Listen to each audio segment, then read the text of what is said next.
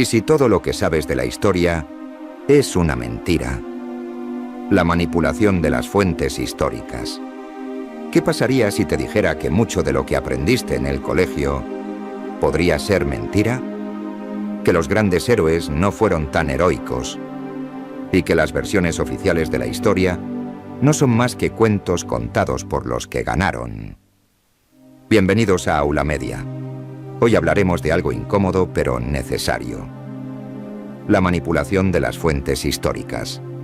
O cómo a veces el pasado se escribe con tinta de conveniencia. La historia como arma. Aunque hoy concebimos la historia como una disciplina crítica que busca comprender el pasado con base en evidencias, no siempre fue así. Desde las antiguas crónicas reales hasta los discursos políticos actuales, la historia ha sido usada como un arma. Una herramienta poderosa para justificar decisiones, moldear identidades o simplemente para ocultar la verdad. El escritor británico George Orwell lo dejó claro. Quien controla el pasado, controla el futuro. Quien controla el presente, controla el pasado. En otras palabras, quien tiene el poder, también tiene el privilegio de elegir qué se recuerda y qué se olvida. Fuentes históricas y sus trampas. Las fuentes históricas son los restos, documentos o testimonios del pasado que usamos para reconstruirlo. Pero ¿qué pasa cuando esas fuentes están incompletas, manipuladas o incluso falsificadas? Miremos este ejemplo. Una fotografía muestra a obreros agrícolas, agotados, trabajando en condiciones precarias. Mientras tanto, una pintura de Vicente Castelló retrata un campo lleno de luz, paz y armonía. ¿Cuál es la verdad? Ambas son fuentes, pero una idealiza, la otra denuncia. Una embellece, la otra documenta. Así funciona la manipulación. Se escoge una versión y se desechan las demás. ¿Qué tipos de manipulación existen? No toda manipulación es burda, a veces es sutil.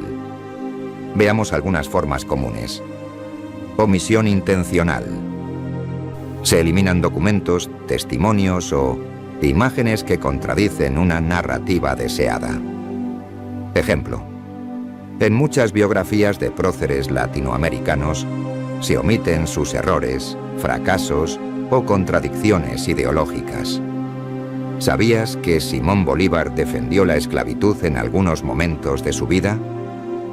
Edición selectiva. Se cita una fuente real, pero solo una parte. El resto se ignora. Ejemplo. Un discurso de un presidente puede ser citado para parecer pacifista, omitiendo que 10 minutos después pidió invadir otro país. Falseamiento directo. Se inventan fuentes o se alteran. Ejemplo. Durante el régimen nazi se falsificaron documentos para justificar la pureza racial. También se alteraron mapas, libros y hasta genealogías. Contexto manipulado. Se presenta una fuente fuera de su contexto. Ejemplo. Un texto religioso del siglo I puede ser usado para justificar leyes del siglo XXI sin considerar la distancia cultural y temporal. Cuando las fuentes se contradicen. A veces, la manipulación no está en la fuente, sino en cómo las comparamos. Dos fuentes pueden dar versiones radicalmente opuestas de un mismo hecho. ¿Cuál creemos? Ejemplo histórico. En la batalla de Kadesh, 1274 a.C., Ramsés II se declaró vencedor absoluto en todos los templos de Egipto.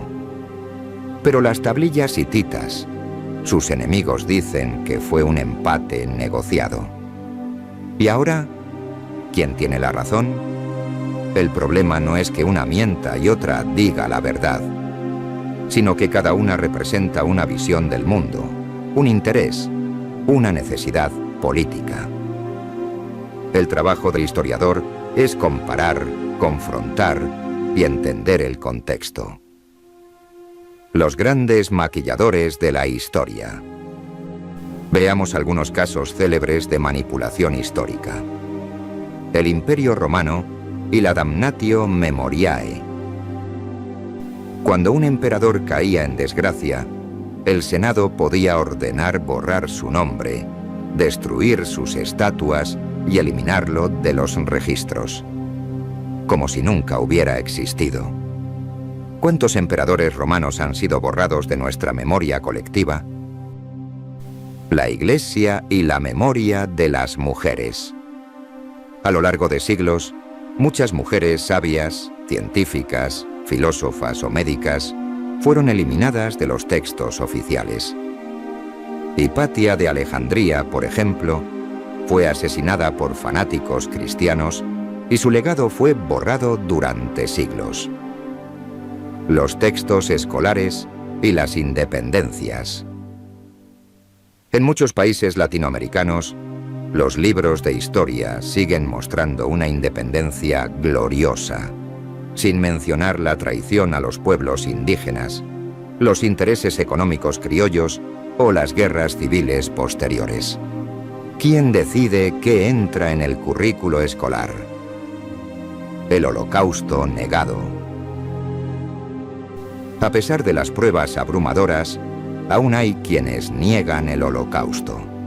Esta es una forma moderna y peligrosa de manipular las fuentes, el negacionismo.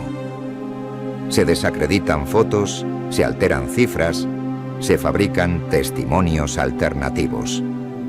La historia como resistencia. Pero no todo está perdido. Frente a la manipulación, ha surgido una historia crítica, plural, democrática.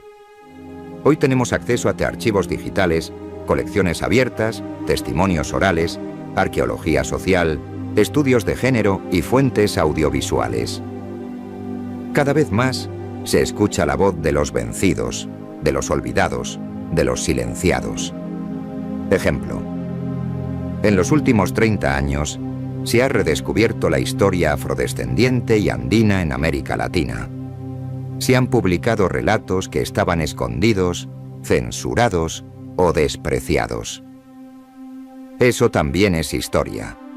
Recuperar lo que fue ocultado. El poder de preguntar. ¿Cómo saber si una fuente está manipulada? ¿Cómo no caer en trampas del pasado? No existe una respuesta única, pero hay una clave. Dudar, preguntar, comparar. Porque la historia no es un dogma, es una construcción colectiva. Y la fuente más poderosa no es una estatua ni un archivo. Es una mente crítica, la tuya. Si quieres hacer historia, empieza por cuestionarla. Si este video te dejó pensando, compártelo. ¿Conoces ejemplos de historia manipulada en tu país o ciudad? Cuéntamelo en los comentarios.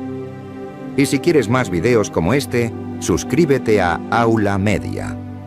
Porque la historia no siempre fue como nos la contaron, pero aún estamos a tiempo de reescribirla.